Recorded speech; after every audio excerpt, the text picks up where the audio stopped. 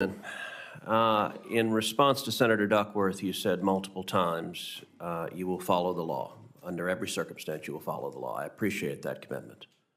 I want to go back and revisit the exchange you had with Senator Kim, because one component of the law you have said, and I'm glad to hear it, that under your leadership, America will beat China back to the moon. That's important. But the law is clear beyond simply going to the moon. That's part of it, that going to the moon shall be a stepping stone for further exploration of Mars. The ultimate objective is Mars, but going to the moon is critical. The law also specifies explicitly the administrator shall, and when legislation uses the word shall, it denotes a mandatory obligation. The administrator shall establish a program to develop a sustained human presence in cislunar space or on the moon. With respect to Senator Kim, you were reluctant to commit on a sustained human presence on the moon. Could you clarify your view on that to this committee? Welcome back to Right View Nation, where truth, freedom, and American greatness still mean something. If you're new here, hit that subscribe button, slam that like, and drop a comment below, because we're not afraid to say what needs to be said. Now, folks, I just watched a Senate hearing that tells you everything you need to know about the current fight for America's future in space. Senator Ted Cruz grilled the Biden administration's NASA nominee, and let me tell you, it was a moment of clarity in a sea of government doublespeak. And it reminded me why leadership matters, why clarity matters, and why America must lead, not follow, when it comes to space exploration. Well, Senator, as a space enthusiast, I'd like nothing more, as I've said before, to see a number of lunar outposts and Mars outposts, and for us to even progress farther out into our solar system. If we are in an unlimited budgetary environment, we can maintain an ongoing presence on the lunar surface. I am more than supportive of it. I think it's imperative that we have to get back to the moon first, as quickly as we possibly can, figure out, again, the scientific, economic, national security value to being there, which I am very hopeful that we are going to find in order to support the ongoing presence on the lunar surface, sir. So the statute is written in the disjunctive. It gives the choice of either the surface of the moon or cislunar orbit. What is your view on the Gateway project?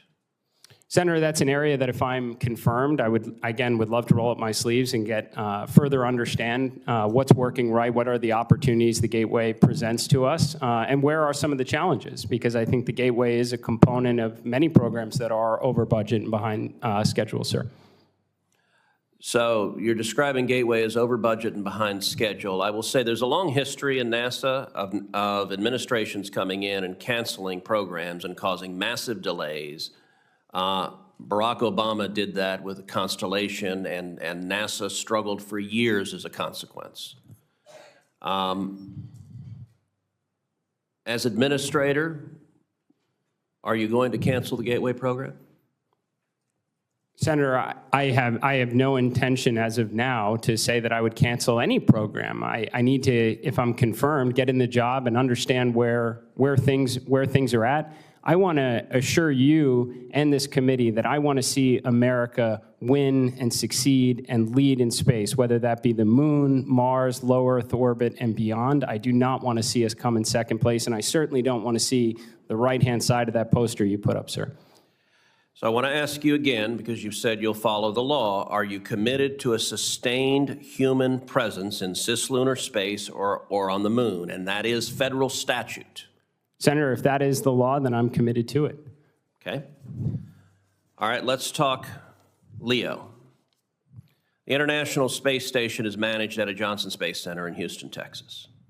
NASA is planning to retire the ISS by 2030, replacing it with one or more commercially developed space stations funded partially by NASA and partially by outside customers. Unfortunately, both NASA and commercial replacements are behind schedule. Do you agree that we cannot have a gap period between the ISS and its successor when there would be zero human U.S. presence in low Earth orbit? I do agree, Senator. We cannot cede low Earth orbit to the Chinese. Now, I would note in the first Trump administration, there were those in the administration pushing to deorbit the International Space Station prematurely. Given that we've invested over $100 billion in the station, I think that would be profoundly foolish to give up on that investment as long as it is safe to continue using it. After the administration floated this idea multiple times, the United States Senate passed legislation that I authored, 100-0. Every Republican and every senator came through committing that we would maintain the International Space Station at least until 2030, as long as it is safe and scientifically feasible. Will you commit to follow the law and not deorbit the space station before 2030? Senator, I will absolutely commit to follow the law, and I think we need to maximize the return that taxpayers have invested in that orbital laboratory, use every bit of time we have to crack the code on the space economy, and give commercial LEO destinations a fighting chance when they inevitably take over, sir. Ms. Trusty, it's been 2 years since the FCC lost general auction authority and 3 years since the last meaningful auction of spectrum. The Spectrum Pipeline Act, which I introduced with Leader Thune and with Senator Blackburn last year, would restore the FCC's auction authority and would establish a clear pipeline of mid-band spectrum for commercial use. Ms. Trusty, should Congress restore the FCC's general auction authority with a clear pipeline of mid-band spectrum? Yes, Senator, and to the extent it accommodates both our economic and national security interests, and I believe it can. So what would be the benefits of restoring the auction authority with a clear pipeline of mid-band spectrum? Thank you, Senator. I think there would be tremendous economic benefits, job creation, workforce productivity, the expansion of broadband services across the country. I also think it's foundational to our leadership internationally on global technologies. As you know, the Department of Defense has been highly resistant to giving up any spectrum. And for a long time, they have given a parade of horribles as to what would occur if any spectrum moved to the commercial sector. I find that parade of horribles highly incredible and the result of bureaucratic intransigence. It's an intransigence that began when General Milley was the chairman of the Joint Chiefs, and DOD chose a strategy of absolutely resisting and refusing to work on freeing up spectrum. I recently had a classified briefing, of which you're aware, where I asked 2 questions to the senior leadership at DOD and also senior leadership of the Intelligence Committee. The first question I asked was, over 50 countries across the planet have moved substantial portions of the spectrum in question to the commercial sector, and they're being used presently for commercial purposes. Is it DOD's position that our Navy does not operate in the Pacific, that we can only defend Topeka, Kansas, and the rest of the world, our military is unable to defend the United States? You have unique expertise, having worked both on the Commerce Committee and the Senate Armed Services Committee. In your opinion, are we able to defend ourselves across the globe, even in areas where other countries have moved significant portions of spectrum to be available for the commercial sector?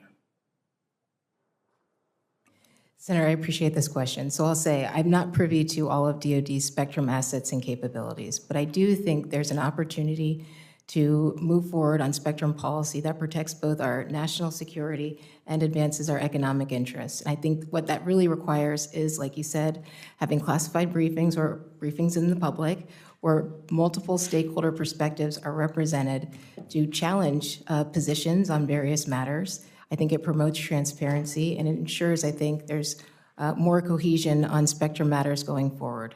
The second question that I asked DOD that they had a totally insufficient answer to was, what would be the national security consequences, and I would add the economic security consequences, if America loses the race for 6G and the global telecom architecture is built by Huawei and controlled by the Chinese communists, and every active duty serviceman and woman who has their own cell phone is now communicating over Chinese telecom. infrastructure. In your judgment, what would be the economic interest and the national security interest if that occurred, if we lose the race to 6G? Senator, I hope we could all agree that it would be devastating to our economic and national security interests if we had to be reliant on Chinese technologies. Senator Cantwell. Thank you, Mr. Chairman. Glad I made it back. Ms. Trustee, Here's what Cruz laid down. It's not just about going to the moon for a photo op. It's about establishing a sustained human presence in cislunar space, or right there on the moon itself. That's not a suggestion, folks. It's the awe. And when the law says shall, it means you do it. No excuses, no bureaucracy, no weasel words. But what did the nominee say? He gave the classic DC answer. Well, if we had unlimited funding, if everything was perfect. No, that's not leadership. That's not vision. That's kicking the can down the crater. You don't wait for perfect conditions to lead. You forge ahead because that's what America does. We beat the Soviets to the moon during the Cold War, not because it was easy or cheap, but because we believed in American exceptionalism. And we're now in another space race, this time with communist China, and this nominee can't even commit to a permanent presence on the moon without hemming and hawing? Let me make this clear. If we let China plant its flag on the moon first, with real infrastructure, we are handing over the high ground in the next frontier of economic, military, and technological dominance. And make no mistake, China's not going to the moon for science fairs. They're going to stake a claim. They're going to militarize it if they can. And Joe Biden's nominee better understand that.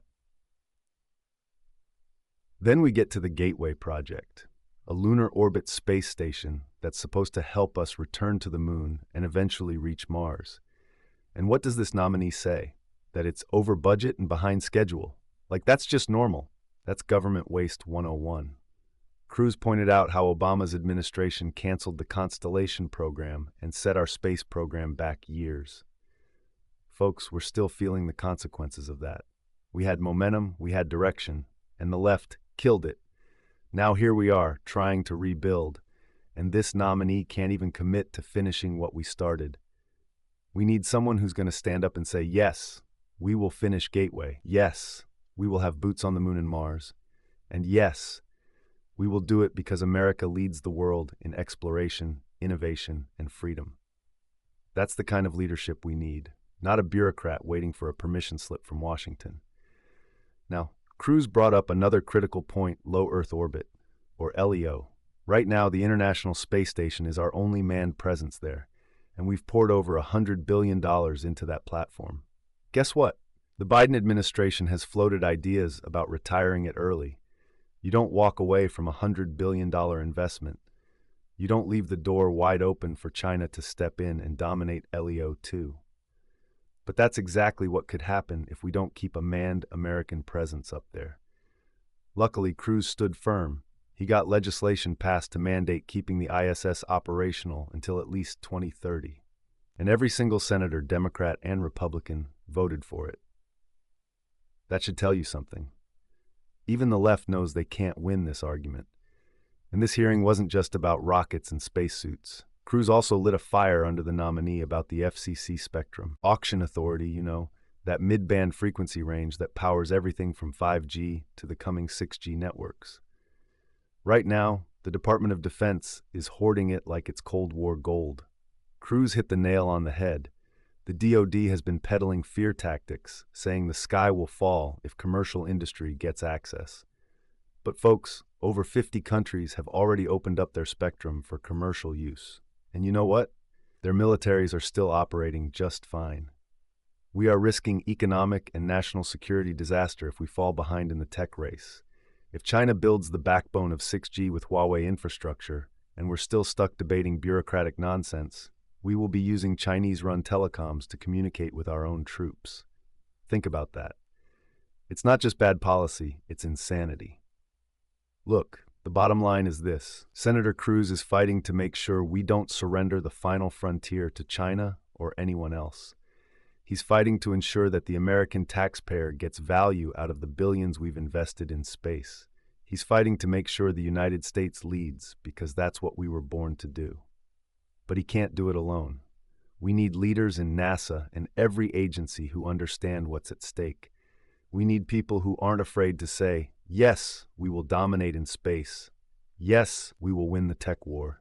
Yes, America will lead. This isn't just about science. It's about sovereignty. It's about security.